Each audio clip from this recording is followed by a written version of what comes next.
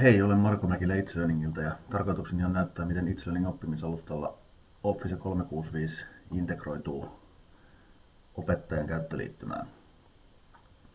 Olen siis kirjautuneena opettajan oikeuksin englannin kurssille, jonne olen aiemmin ladannut PowerPoint-esityksen. Ja kun napsautan kyseistä esityksen linkkiä,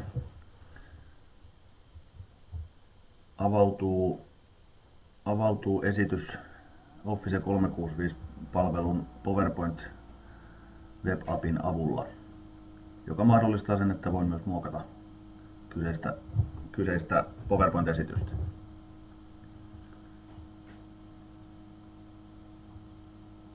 Eli sieltä esitys avautuu. Voin vähän raivata tilaa enemmän muokkausta varten. Otetaan vielä sivuvalikko pois.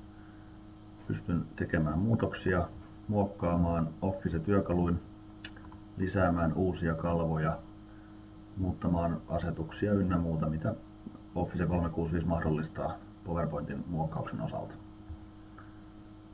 Kun olen valmis, saanut muokkaukseni tehtyä, voin poistua sivulta ja se tallentaa tekemäni muutokset automaattisesti. Näin helppoa on Office 365 käyttäminen itslearning oppimisalustan kautta. Kiitos.